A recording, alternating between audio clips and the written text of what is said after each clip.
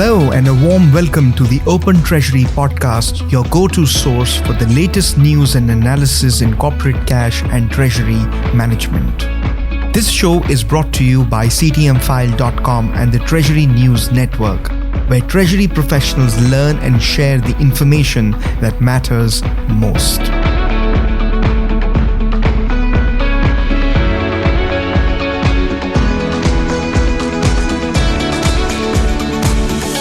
I am your host Pushpendra Mehta. Joining me today are Paul Galloway, Senior Director, Advisory Services at Strategic Treasurer, and Jack Large, Editor of CTMfile. Welcome back, Paul and Jack. Thank you for taking the time to share your thoughts with us on topics that impact corporate treasury. It's time to get some deeper insights from you on our topics for today, namely the Apple-Goldman Sachs partnership, middle market companies embracing modern payments, climate scenario analysis, and the US Federal Reserve's latest rate hike even as time is running out to raise US government debt ceiling. Our audience can read these articles and also research content more deeply by visiting CTMfile.com or by following the links in our show notes. Let's get started with today's discussion. Our first story for today is about the Apple-Goldman Sachs partnership that would likely lead to the birth of a global fintech giant. Apple's move into the world of banking and payments formally began in 2014 when it made a foray into mobile payment and digital wallet services with Apple Pay. The year 2017 witnessed the launch of Apple Cash, which enabled secure person-to-person payments. In 2019, Apple debuted its credit card in association with Goldman, and in 2022, it introduced Tap to Pay to empower millions of merchants to turn their iPhones into card readers. In March 2023, Apple extended its partnership with Goldman to create a buy now, pay later service in the US. And last month, Apple made a further foray into financial services with the launch of a new savings account for its credit card users in the US. While Apple doesn't have an official banking charter, it has played a shrewd hand with its deeper push into the fintech sector by introducing savings, credit, payments, and mobile wallets, leaving much of the financial legwork to its bank partner Goldman Sachs. Paul, what do you think about the Apple-Goldman Sachs partnership, and do you think it is likely to usher in a new era of fintech and banking within the US and overseas?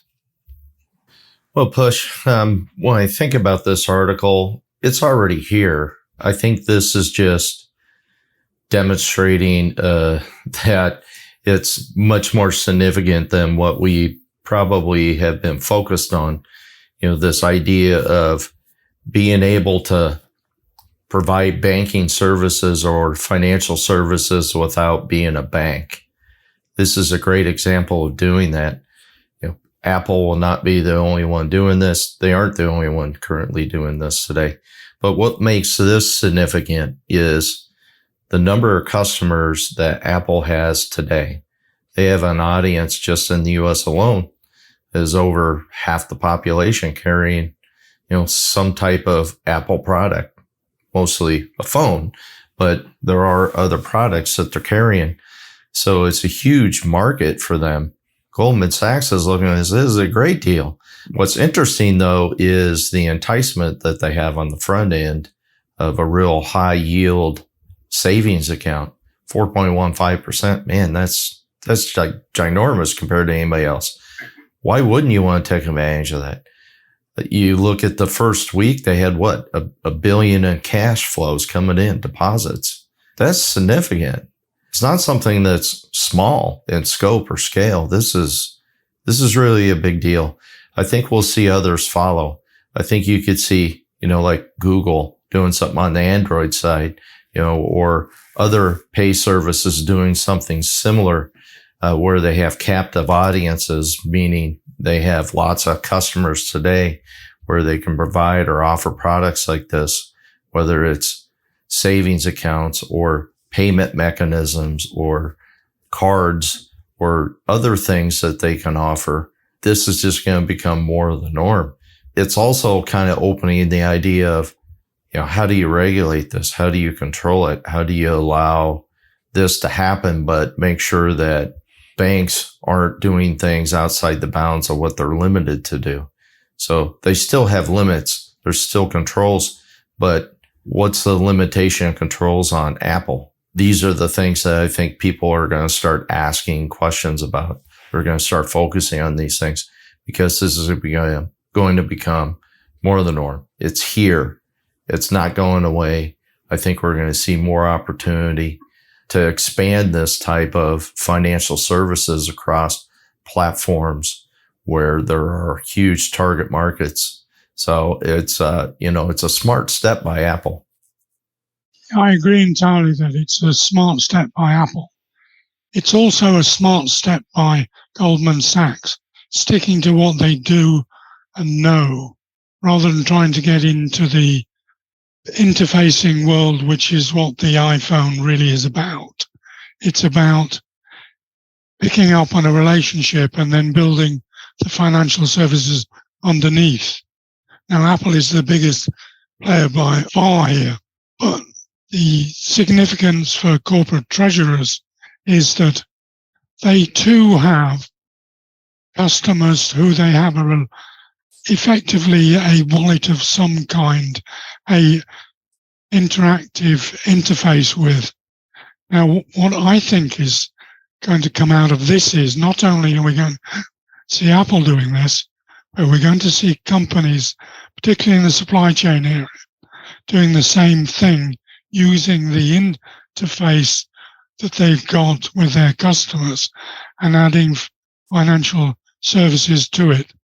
Now, the intelligent way that Apple have done it with Goldman actually gets them out of the loop that the Chinese company got so big. They were closed down basically by the Communist Party. I think this intelligent management of customers and adding financial services isn't just limited to Apple.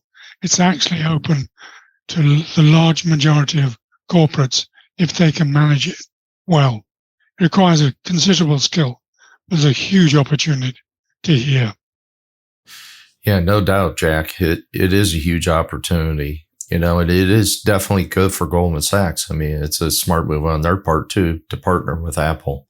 Apple just continues to reinvent itself. This is just another demonstration of what they're doing. And to do it with a fintech platform with financial services back behind, it's a neat way to do it. It's very slick. And what I found interesting in the article was the quote from the product manager of Apple Pay and Apple Wallet, who said that they're not limited just to this particular thing. What they're interested in is making it easier for customers to manage their finances, manage their life. That's the key.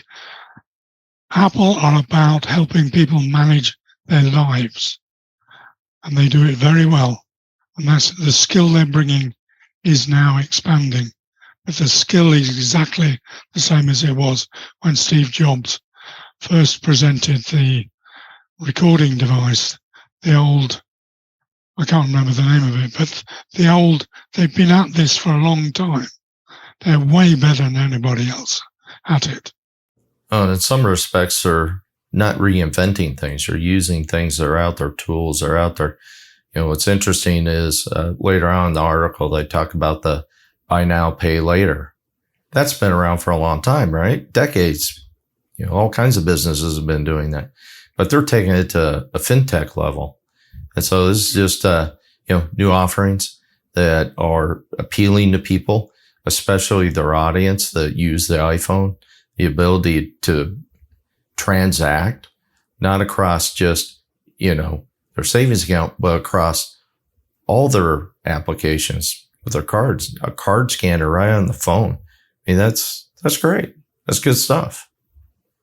Those are some very interesting insights, Paul and Jack. And The underlying message is make the life of your customer easier, safer, and secure. Moving on to the second story up for discussion that pertains to middle market US companies embracing modern payments, yet persisting with traditional payment methods. According to the Citizen survey of 205 Treasury executives and middle market businesses with that range from US $50 million to US $1 billion annual revenues, corporate treasury departments in the US are embracing modern payments as social tokens, real-time payments, virtual cards, and other digital innovations. Yet they could be overlooking the strategic benefits of streamlining or upgrading outdated payment modes. Paul, why do you think middle market US corporate treasury departments are embracing modern payments yet still have a strong hold on traditional payment modes? That's a great question, Push. I can remember coming from the practitioner world and my last employer, the way the company grew and was founded, the clientele that they have, they like checks. I can't stand checks personally. I don't write checks. I'm not a fan of them. If I can make payments electronically, that's what I do. Now, I know some people, they like checks. They like currency. Nothing wrong with that. Some things I pay with currency because I'm required to. Places don't take cards. But in the instance of, these mid-sized companies, a lot of these companies tend to have a demographic where it's still valuable to have these old school ways of making payments. When you think about checks, and checks in particular, these things just continue to hang on because I think the level of trust for these new ways of doing things haven't garnered enough support necessarily by leadership in the company. So they're, concerned about how do you manage the operational risk? How do you manage the security of this? Are we able to make the size of payments or that we want to? Can we put them all together in bulk payment platforms? How do you account for this? I had a customer the other day talk about, we happened to be talking about instant payments. They literally told me, this is a client tell me, hey, we do real-time payments over in like Europe. Or, it's pretty prevalent real-time payments are, or the instant payments. And the thing is that they don't engage in it because they work normal business hours and they're sitting there going, well, if payments are being made, whether we receive them or we send them out on off hours, how do I account for that? How do I deal with that? I don't want to come in the office to try to deal with it and figure out what my cash position is. I know what I know today based with traditional payment methods. And I like that until I can figure out how I'm going to manage outside that. I'm not willing to adopt it. So, it's just interesting. I mean, this is a client just recently told me this. The adoption rates aren't as high as folks that probably want to see them that are in the arena of more the specialized payment rails. Then again, we went an extended period of time with no new payment rails, no new payment methodologies. And so I think it's challenging for some of these organizations to wrap their heads around it, their arms around it, and say, from an operational risk standpoint, from a security standpoint, can we do this? How's it going to work? And they're just slow to adopt. I do think that will change over time, especially as demographics change. And so if your customers aren't willing to change, then it's really hard for you as an organization to say, hey, we're going to change these things. So it's not only just the company alone, but it's also their customers, the people they're serving. Are they willing to accept it? And they may not. I'd like to start my comment by quoting from UK Finance. There is a world outside the US, and they say payment markets tend to evolve slowly over time. We are creatures of habit, and it is no less true for the way we pay for things, just another aspect of day-to-day life. That's the driver. The question for corporate treasurers here is, At what point do you say enough's enough? We're going to stop accepting checks or an old, ineffective, uneconomic way of making payments. That seems to be one of the key decisions in Treasury today. The other key decision is how to, and Paul touched on it, how to do the accounting in real time. I cannot see how Treasury can exist without accepting real-time payments. In other words, instant payments whenever people want to make them. If it's 3 o'clock in the morning or it's 10 o'clock in the morning, they still want the payment. So that's got to be solved internally and just needs to be done. Because if you're an international operation, you can't not do instant payments. I mean, we've now got places like Finland where there's almost no cash. There's never been any checks. They've almost always been doing real-time payments, instant payments in one way or another. And that's just happening globally. The issue for the US is how do they modernize and drag their customers with them? Because Apple is introducing economies that are such that there's going to be a dramatic difference between doing the Apple online way and the old check paper-based way. That's the issue for corporate treasurers. Yeah, no doubt, Jack. I mean, I think you hit the nail on the head on the front end with your comment or your quote that you had there. I don't know what it is with the U.S. U.S. is just slow to adopt things. You know, it's amazing how far behind we are, yet we have a lot of advanced technology here. But the adoption of it, people are just all over the board, and we got demographics that are still just unwilling to let go of what they're used to. And until we have changes in demographics, I think it's going to, take time before the adoption rates pick up. Me personally, I'm okay with not having currency in my pocket. I'm okay with instant payments. I have no issue with that. Organizations are trying to still figure out how they're going to manage it. They're looking at their customers, and the customers aren't knocking on the doors and demanding. But at some point, you got to believe organizations are going to do kind of what Jack alluded to. Hey, we're not accepting checks anymore. Because in some instances, there's organizations that are saying, hey, we're not accepting cash anymore. That's just the way they want to run the business. And, that's going to come at some point. It's here in the UK. I mean, even the window cleaner gets paid by transfer. He just sends you an email and you pay him by transfer. Yeah. I'm good with that. Sign me up. Couldn't agree more with you, Jack and Paul. The next story revolves around a climate scenario analysis. Corporate financial institutions and regulators are increasingly using climate scenario analysis amid growing awareness among decision makers about climate change and the scale of disruption it will bring, according to a new report from Sustainable Fitch. Jack, what do you think of the use of climate scenario analysis as a tool for managing climate-related risks? And is there anything that concerns you from a Treasury perspective about the adoption of climate scenario analysis? Climate change is the biggest thing that's happening in the world today, but it's also linked to the other thing that's happening, which is the changing working environment, the social impact of strategies and investment and so on. So I think Fitch have missed, they're not telling the whole story. There is the other aspect of the social and managerial impact. Having said that, it's a great step forward and important, and you can argue about the different methodologies, and some of the arguments are really quite interesting and sometimes a bit devious, but the key point is investors have got the message.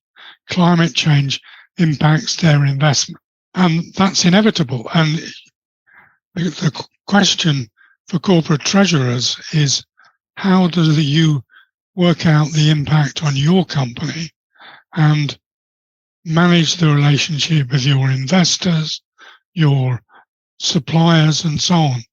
It's a whole scenario. It isn't just somebody forecasting.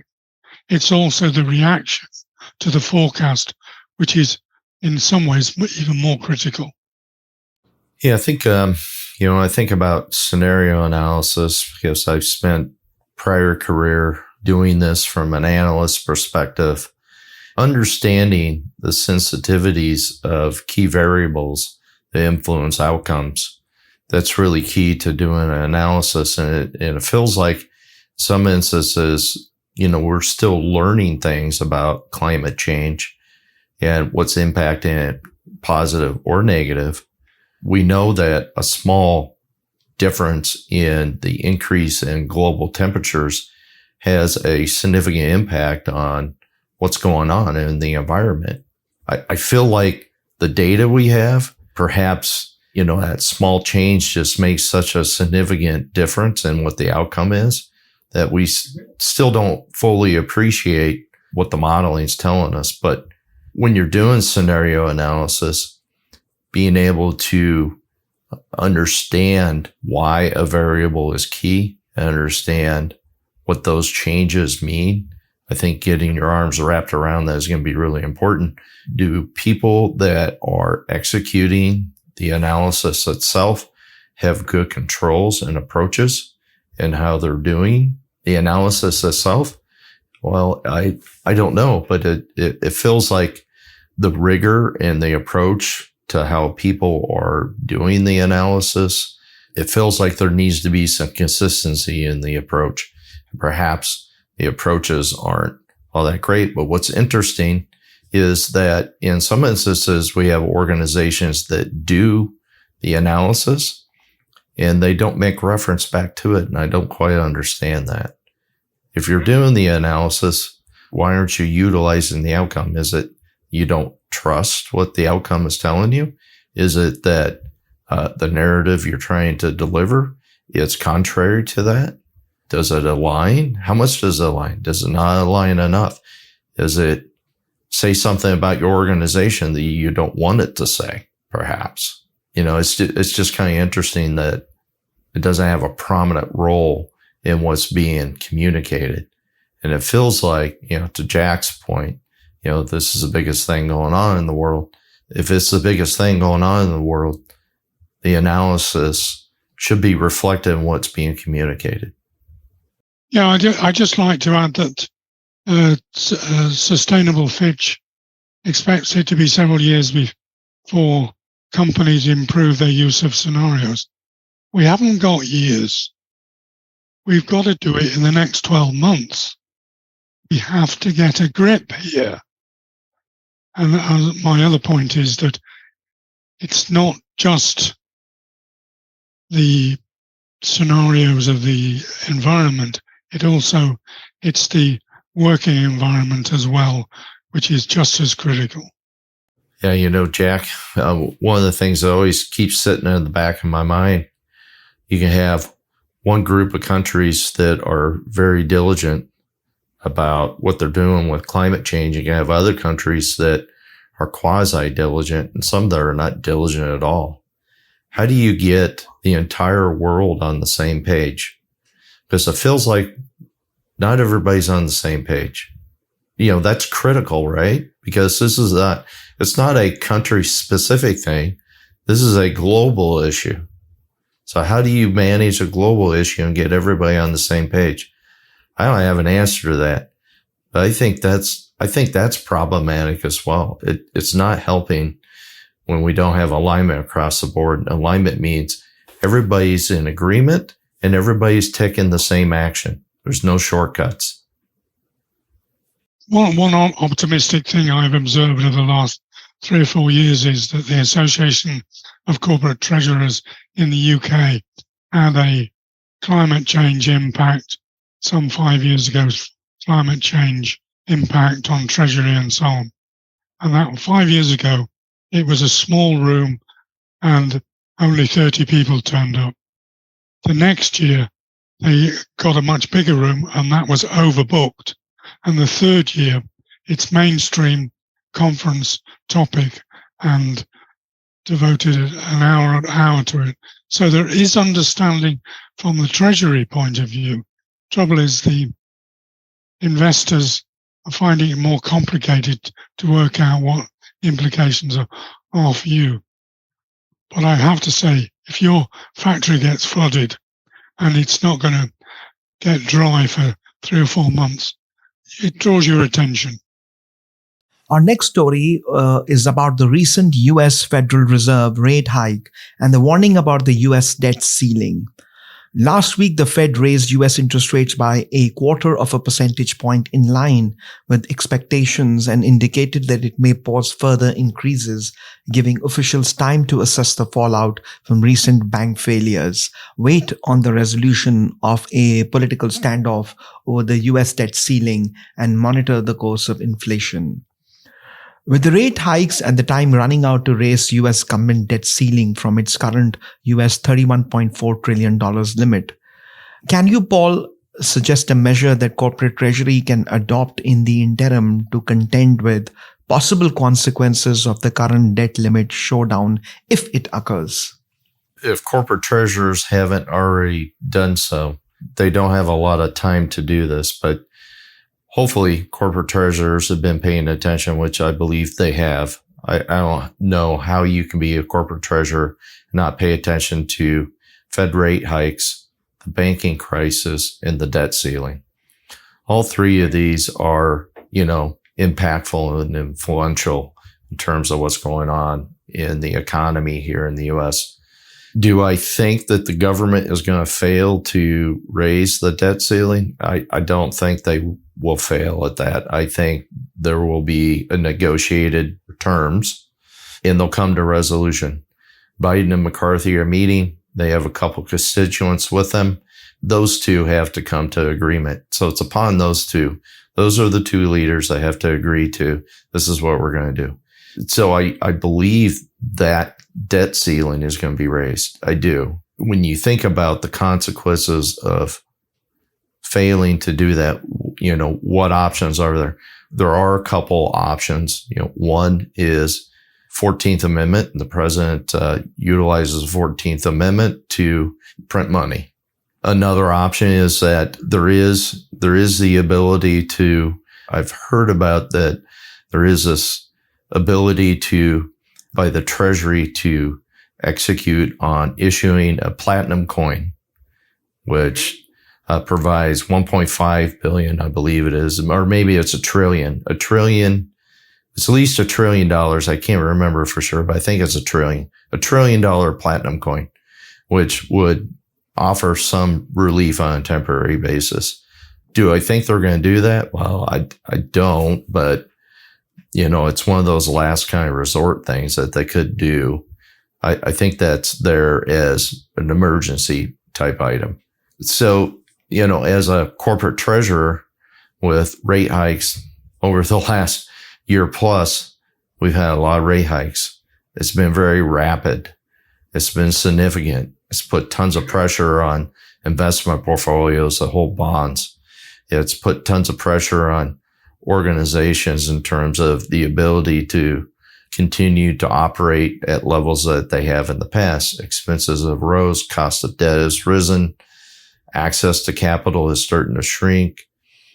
This is going to have impact on the economy writ large, which is needed because inflation is not good either. So the Fed's doing all the things they should do to fight inflation. They got to slow the economy down. Payrolls have to be contained. The labor market's going to take a hit. We know these things are going to happen.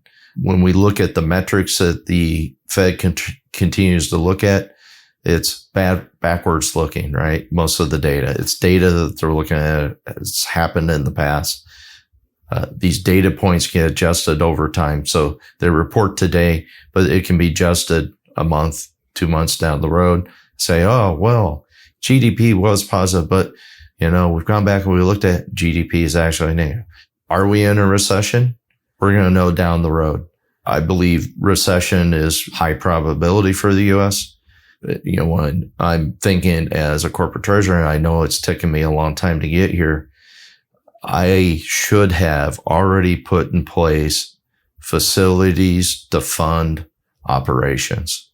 If I need to pull a lever, I should already have something on the balance sheet available to me. Either I've put cash on the books, or I have contingent facilities where I can pull the lever to access cash or liquidity. If I haven't done those things, then as a corporate treasurer, I'm really not paying attention. I haven't done my job. But I think most corporate treasurers have done this. If they haven't done it, it's getting to be a little late because banks are pulling back. They're not issuing it. They're not going to make as many loans, and they're not going to make it the sizable amounts they have been. So things are changing. So corporate treasurers got to wake up if they haven't, and do the things they got to do to ensure they have access to capital or cash or liquidity in times of need, because they may need that here within the next 12 to 18 months. I feel the ingredients for a banking crisis haven't gone away. We're not seeing enough actions from either the ECB, Bank of England, from the Fed in the States, in Australia, and so on. And also the other thing that's starting to worry me is that economists are increasingly starting to talk about, well, maybe increasing interest rate is not the way to manage inflation. And that's going to be a tortuous lesson for us all to learn. I haven't a clue what's going to happen. Yeah, I think about the banking crisis here in the U.S. and definitely, Australia's feeling it, UK's feeling it. It's not done. I know Jamie Dimon came out and said, with the acquisition that they just did with First Republic, that he felt like, hey, it's over with. There might be some, regional smaller banks, or a regional or smaller banks that could fail. I think there's a definite possibility we're going to see several more failures potentially happening here in the coming months. There's lots of stress on banks still. It hasn't gone away. Fighting inflation, you have to fight inflation. You can't ignore it. It's a painful thing for sure. And, I do think there will be some lessons that come out of all of this. It seems like when we go through these cycles, we learn something new and we try to avoid it again in the future, but inevitably, as the way cycles go, it almost feels like you can't avoid it. It's how can you manage it when it happens? How can you minimize the impacts of it? I think we just got to do things to get better as we come out of this. Yeah, just final comment. Paul's point about getting your facilities in place, it just underlines this environment, this fractured economies around the world, underlines that the number one job for the corporate treasurer is liquidity management for the company. That's his number one job, his or her number one job. It's just underlining how important it is. Yeah, spot on. And I couldn't agree more. Those are, once again, words that I hope our audience is paying attention to. Managing liquidity. Finally, what is your choice for the biggest or most important story of the past week and why? Jack, if I can ask you to answer that first. I think we need to go back to what Apple is really doing. What Apple is really doing is maximizing the ease of life of their customers. Corporate treasurers need to look, I feel, at their customers and say, how can we make your life easier? Can we offer you buy now, pay later options? Can we offer you different ways of paying for the service rather than the product? Go for service. What Apple is really doing is rethinking the way you do business. And I think that's the example we should take, is you need to rethink the way you do business. Yeah, Jack, I think those are really good points. Definitely apples. I think it's definitely a significant thing. For me, from an economic standpoint, my eyes and attention are on Biden McCarthy working out a deal on the debt ceiling. I think it's definitely a huge story. I think there's a lot of nervous, anxious people out there, but at the same time, I have a strong feeling that they're going to come to some terms. What I hope happens, though, is that we start opening our eyes and realize we can't continue to do this. And we can't use this as bargaining chip to get things that we want from a political standpoint. This is about, from a U.S. perspective here, this is about Americans getting the best out of their government and what they're doing. You got to step back and you think about, are we getting the best? Are they working out the best deals? Is this the best for our economy in the long run, for our next generations to come? Are we saddling our future with what we're doing today? And, it just keeps filling more and more. And it's not the first time we've had this kind of showdown over debt ceiling, that we keep kicking the can down the road. At what point are we going to stop kicking the can down the road? And we're going to say, all right, we're going to have to take some measures. And this is going to be painful for folks to get this under control and be able to support our citizens with what they should have. I just feel like there's, the more we do this, the bigger pain we're going to have in the future. Just to follow up on that, the elephant in the room globally is that countries cost more to operate efficiently and effectively than we are currently paying the taxes. Somehow we have to bite the bullet. We have to pay more taxes. Thank you, Paul and Jack, for your discerning analysis and informative insights. Thank you for your time as well. We would also like to thank our CTMfile audience for joining us on this edition of Open Treasury. Please subscribe and look in the show notes for the article links. Thank you.